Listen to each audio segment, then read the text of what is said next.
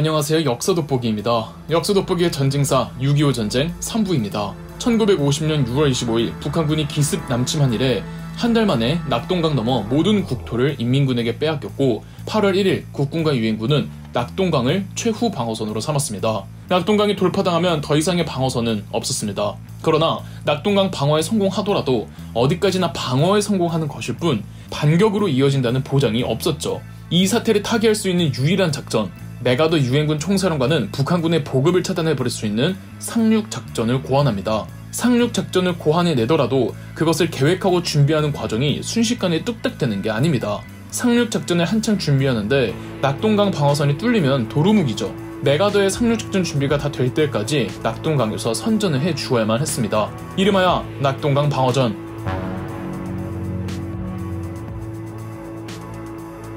저번 편에서 말씀드린 대로 낙동강 전투는 북한군 입장에서도 사활을 걸어야 했습니다.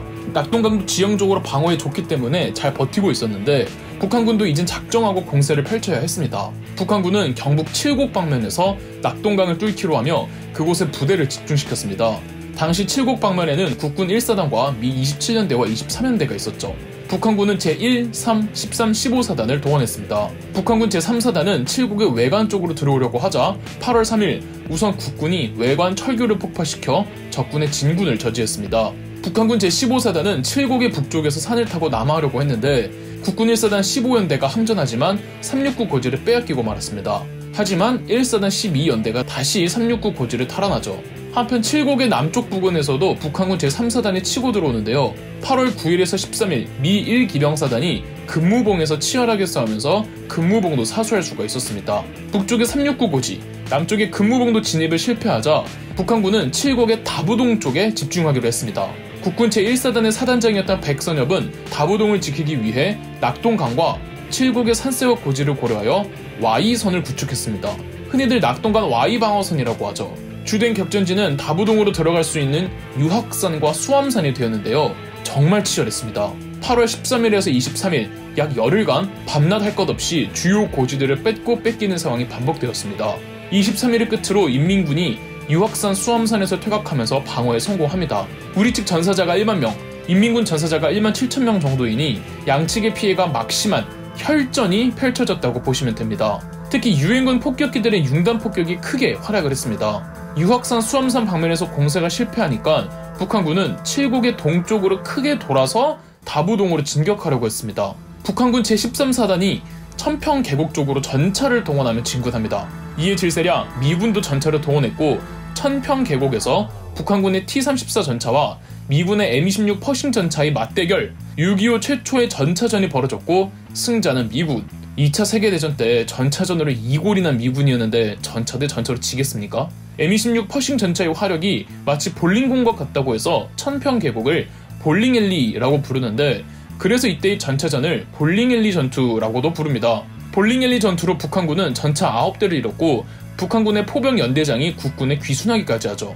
여기까지가 다부동 전투인데 다부동 진입에 실패한 북한군은 작전을 변경해 칠곡에서 다부동을 점령하지 않고 곧장 부산으로 진격하려고 했습니다.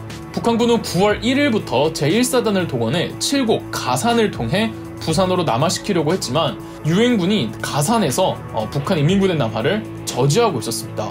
2주간 가산에서 접전이 오가고 있는데 9월 15일 북한 인민군이 결국은 가산을 포기하고 후퇴합니다. 왜 포기했을까요? 9월 15일 유엔군이 인천 상륙작전에 성공해서였습니다.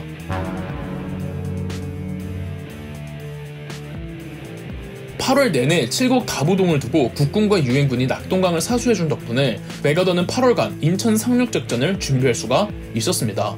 메가더는 일찌감치 인천 상륙작전을 주장하고 있었습니다.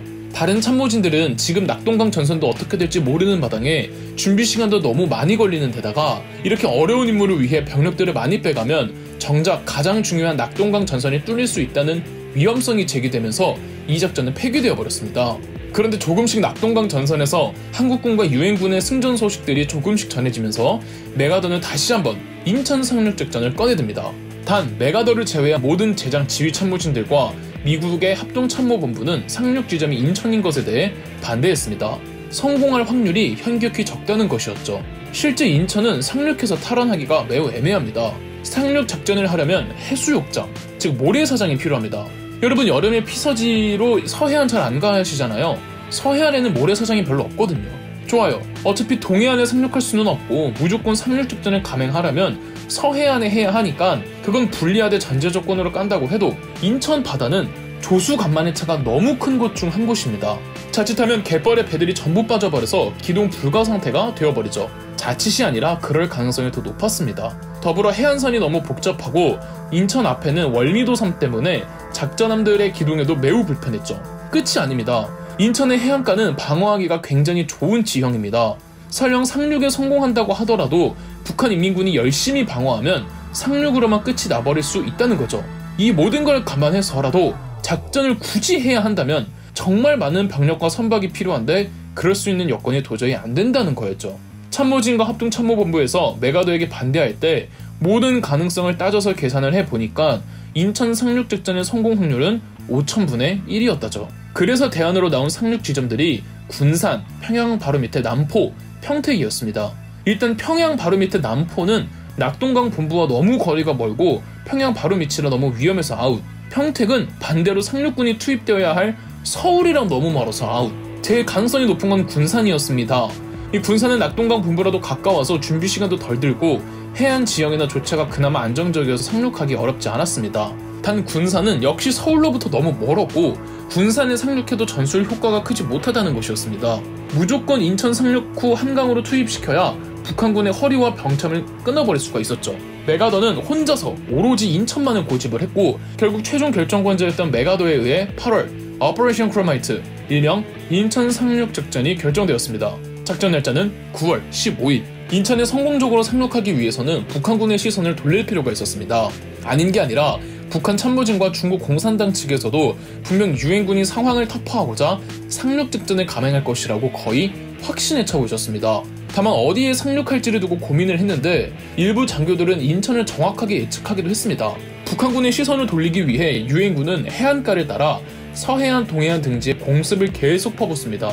그래서 군산, 삼척, 영덕의 장사리, 함경남도 신포 등지에 의도적으로 9월 초에 일부 부대들을 계속 파병시킵니다. 시선 돌리는 작전은 사실상 미끼가 되는 작전인데 영덕의 장사리에서는 학도병들이 투입되어 가슴 아픈 학생 전사자들이 많이 나오기도 했습니다. 육군본부에서 내려온 작전 명령도 9월 13일 영덕 지구로 상륙해 북한군 제2군단의 후방을 교란하라 였습니다. 학도병들은 정식 군인이 아니라 이 당시 전사한 분들의 이름을 알아내는 것도 쉽지가 않거든요. 현재 영덕의 장사리에 가시면 당시 투입되었던 문산호를 박물관으로 만들어 놓았습니다. 그럼에도 북한군은 인천 방어에 소홀히 하진 않았습니다. 중국과 북한 참모진은 인천이 유엔군의 상륙 지점으로 유력한 곳 중 하나라고 손꼽았고 인천을 포함한 상륙 가능성이 있는 곳들의 방어를 강화해놓고 있었죠. 이렇게 어려운 작전이 성공하려면은 적군의 뻘짓도 조금 받쳐줘야 합니다. 유엔군과 한국군은 의도적으로 기자회견하고 정보를 공개하면서 모든 사력을 다해 낙동강을 넘어 북한군과 싸울 것이라는 거짓 정보를 흘리고 다닙니다. 여기에 김일성이 넘어갑니다. 김일성은 상륙 지점에 강화된 방어 병력을 최소한만 놔두고 전부 낙동강 전선에 다 투입시키면서 인천의 방어력이 상당히 낮아지게 되죠.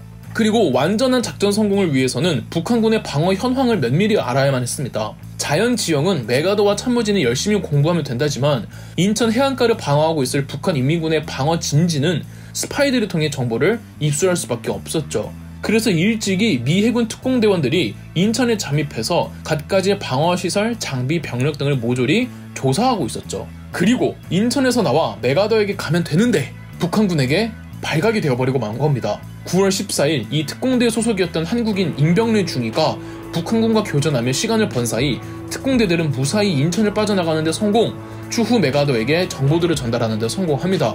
단 시간을 끈 임병래 중위는 빠져나가지는 못하고 체포되기 직전 자결합니다. 자, 이제 모든 준비는 끝났습니다. 9월 14일 미군 해병대를 포함한 유엔군 해병대 그리고 한국군 해병대 도합 280정의 상륙정들이 남해안과 동중국해를 출발해 인천으로 향합니다. 들어가자 인천. 그럼 역사돋보기였습니다. 영상 재미있으셨다면 구독과 좋아요, 알림 설정까지 해주시면 감사드리겠습니다.